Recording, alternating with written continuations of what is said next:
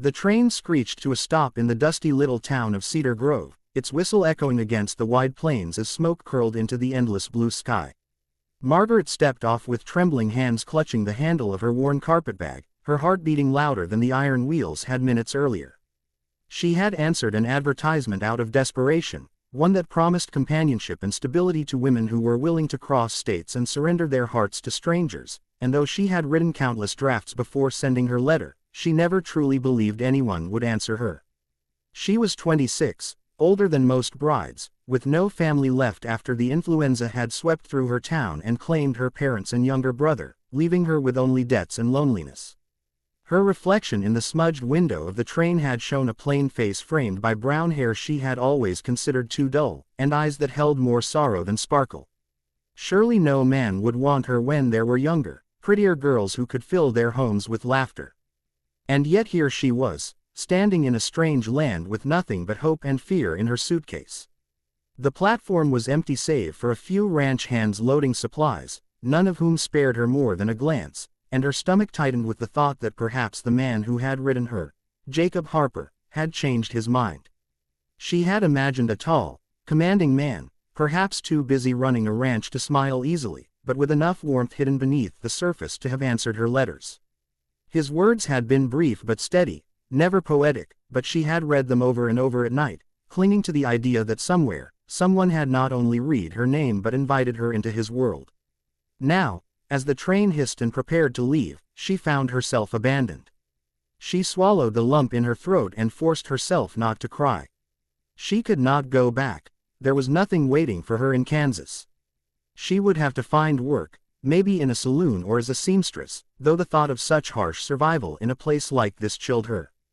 Gathering her skirts, she walked slowly off the platform, her boots crunching on the dry dirt road, her eyes darting nervously to the unfamiliar buildings that made up the small town: general store, sheriff's office, a church with peeling white paint. She whispered to herself that she would be fine, that she had endured worse, though the ache in her chest begged to differ. Then, just as she passed the mercantile, a small voice tugged at her from behind. "'Scuse me, ma'am," came the sweetest whisper, so soft it was nearly carried away by the wind. Margaret turned and saw her, a little girl, no older than 6, with chestnut curls tangled by the prairie breeze, a patched dress that spoke of both love and poverty, and the kind of eyes that carried the weight of yearning no child should hold. She looked up at Margaret with a mixture of hope and shyness, clutching a ragged doll in one hand. "Can you be my mommy?" the girl whispered, as if afraid the world might steal the words from her before they were heard. The question pierced Margaret's heart deeper than any wound she had ever carried. She knelt, her carpetbag forgotten at her feet, and stared into the child's innocent face. Tears stung her eyes as she tried to answer, but no words came, only a shaking breath. I don't know," she finally managed, her voice cracking. The girl stepped closer, touching Margaret's hand with her small fingers. "Papa said a lady was comin' on the train. He said maybe she'd stay. But the train left and you were still here, so maybe you're her." Margaret blinked, realization dawning slowly. This must be Jacob's daughter. He had never mentioned a child in his letters, only that he was alone and in need of companionship. Her mind reeled, and yet as she looked at the child, something inside her heart, something long dormant, stirred to life. "What's your name, sweetheart?" Margaret asked gently. "Clara," the girl said, smiling shyly now, as if speaking her name confirmed her existence in this stranger's world. "And Papa's name is Jacob. He's workin' at the ranch today, but he told me to watch for the lady with the brown bag." Margaret laughed softly, the sound breaking through her tears, and hugged Clara before she could stop herself. The little girl melted into her arms as if she had been waiting her whole life for this embrace, and in that moment Margaret knew she had not come all this way in vain. Hours later, Margaret found herself riding in a wagon beside Clara, who chattered happily about ponies and creek beds and the big oak tree that shaded their house. Jacob Harper appeared on the horizon just as the sun dipped low, a tall figure astride a horse, his broad shoulders silhouetted against the golden sky. He was every bit as rugged as she had imagined, though more tired around the eyes, as if life had demanded too much of him too soon.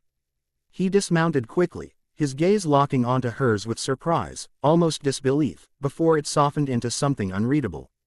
"You came," he said, voice low and rough. Margaret nodded, clutching the seat for courage. Yes, I came. For a long moment, they stood awkwardly in silence, Clara bouncing between them with her doll, until Jacob finally cleared his throat. I wasn't sure you would. I ain't much to offer a woman. Margaret's heart clenched at the honesty in his tone.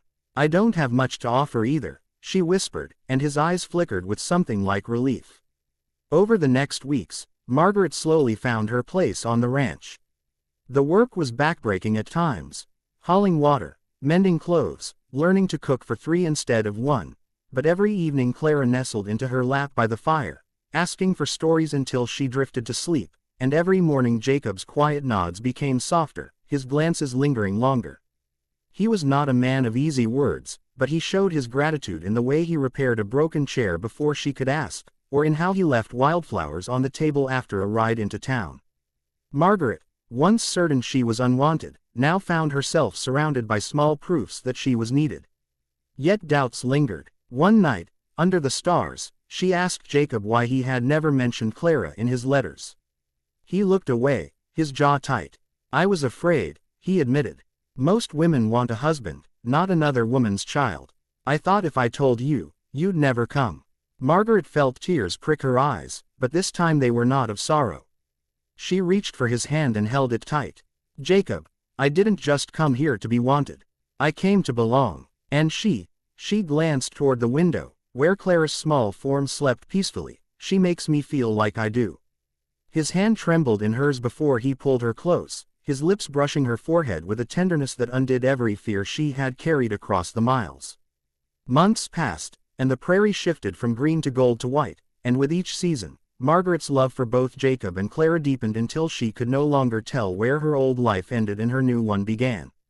The whispers of loneliness that had haunted her heart were replaced with the sound of Clara's laughter echoing through the house, and Jacob's quiet presence at her side, steady and sure. One spring morning, as wildflowers bloomed across the fields, Jacob finally took her hands in his and asked her the question he had been holding back. Margaret, will you stay? Not just as Clara's mother, but as my wife. Her eyes filled with tears as she whispered yes, and Clara clapped her hands with glee, throwing herself into Margaret's arms. I told you, the little girl said, grinning from ear to ear, you were meant to be my mommy. And in that moment, under the endless sky of Cedar Grove, Margaret knew she had found not only a home but a family, and that the words whispered by a child on a dusty street had been the truest invitation she had ever received.